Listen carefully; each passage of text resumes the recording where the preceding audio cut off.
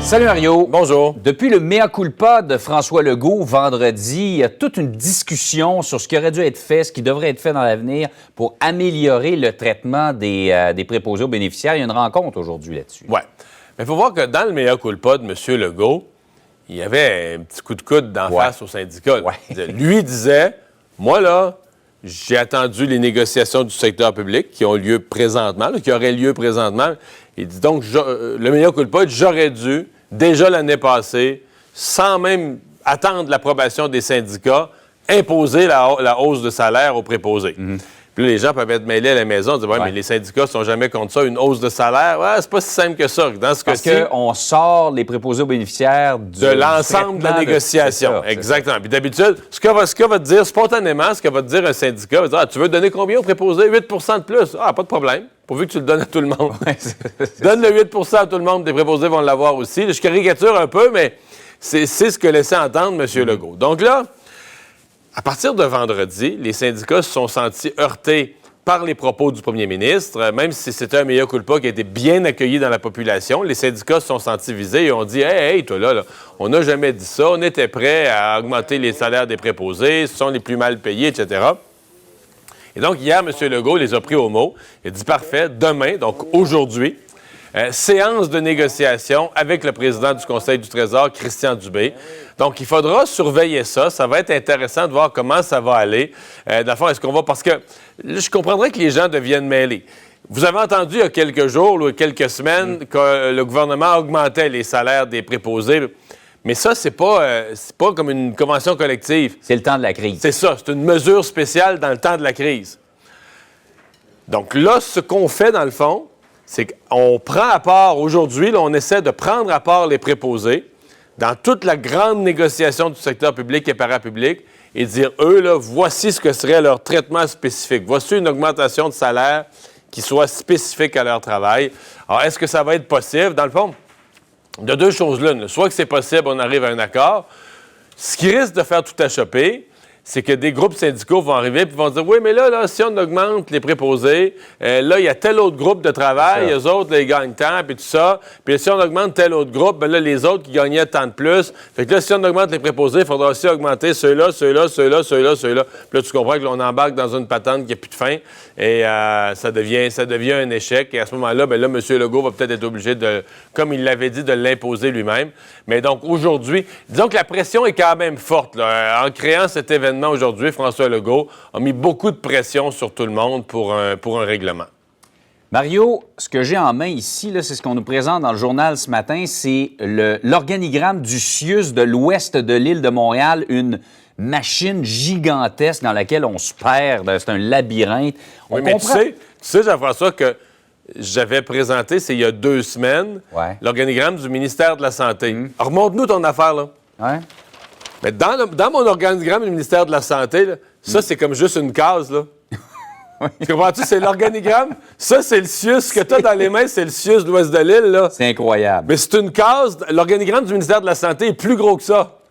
Ça peut bien pas fonctionner. Ça, c'est une case dans l'organigramme. Non, mais tu sais, quand on dit ce qui part du haut se rend pas en bas et la communication ne remonte pas non plus, là, on comprend pourquoi. Puis quand on dit M. Legault, Mme McCann, la ministre de la Santé, puis le premier ministre sont à la table de la conférence de presse, puis ils disent il faudrait qu'il arrive ceci, il faudrait qu'il se fasse cela. Puis qu'une semaine après, il n'y a rien de ça qui est fait. Des fois, les messages ne se rendent pas. Des fois, on a eu des exemples où les CIUS ou les CIS, les établissements font carrément à leur tête. Ils se disent, ah ben là, les autres, là, ils ne savent pas en haut, le gouvernement, ils ne savent pas ce qui se passe, puis ce qu'on vit, puis tout ça. Donc, font à leur tête, etc. Et c'est vraiment ça avec quoi M. Legault est pris. Et je vais te dire qu'hier, là, il s'est passé quelque chose de très important dans sa conférence de presse. Peut-être que les gens moins habitués ne l'ont pas vu.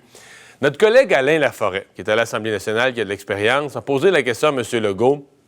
Il a dit, Monsieur le Premier ministre, avez-vous l'impression que depuis le début de la crise, on vous a toujours fourni la bonne information, l'information complète pour vous permettre de prendre des bonnes décisions? Parce que c'est la base. Si on ne te donne pas le bon portrait ou si on ne te dit pas exactement ce qui se passe sur le terrain, tu ne pourras pas prendre les bonnes décisions. Et M. Legault a répondu à ça. Oui, à toutes les étapes, j'ai senti qu'on me fournissait la bonne information, j'en suis satisfait, puis tout ça. Je vais te dire ce que j'en pense. Moi, je pense que M. Legault a protégé sa machine. Ouais. il s'est dit, si je me mets à dos tous les fonctionnaires, ça va être 1000 fois pire. Là. Si je me mets à dos tous les fonctionnaires, ils vont travailler contre moi, ça va être l'enfer. Fait que je vais les protéger. Je vais faire semblant que je suis satisfait de l'information qu'on m'a donnée. Mais à l'interne, c'est Je certainement pense pas que ça. ce que M. Legault, si il n'avait pas été en conférence de presse avec tout le monde, là, s'il avait été seul avec sa conjointe dans son salon, Il aurait mis le poing et sur la qu'Isabelle il avait posé la même question, il aurait dit... Ben ça se dit pas à TV, là. Il aurait dit, là, je suis vraiment pas de bonne humeur, puis il aurait sorti des gros mots, puis il aurait dit, non, à plusieurs reprises, on m'a pas fourni la bonne information, puis cherchons pas loin. Juste hier, ça a passé, il y a tellement de nouvelles puis tellement de choses graves qui se passent dans les CHSLD qu'il y a certaines nouvelles qui passent un peu en dessous du radar, mais la liste « Je contribue ».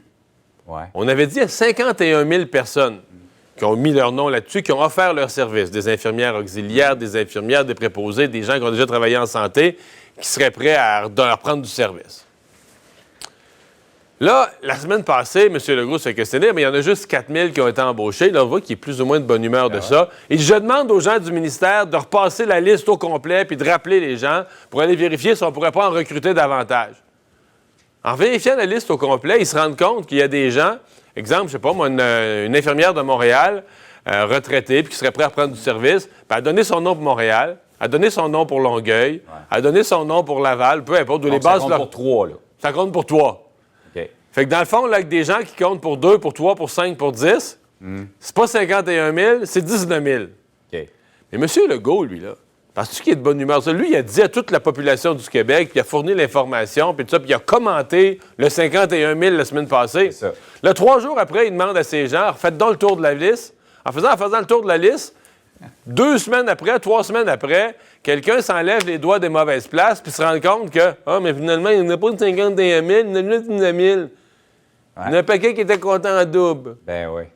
Mais, tu sais, poser la question, c'est y répondre. Tes premiers ministres, quand ils ont annoncé, monsieur le premier ministre, on a vérifié, finalement, il y a plein de noms en double, c'est juste 19 000. Puis il devait-tu être hors de lui? Il devait-tu être sans connaissance? Donc là, hier, il est obligé de réannoncer. Ouais, là, finalement, là, mes gens m'ont informé que c'est pas 51 000, c'est juste 19 000.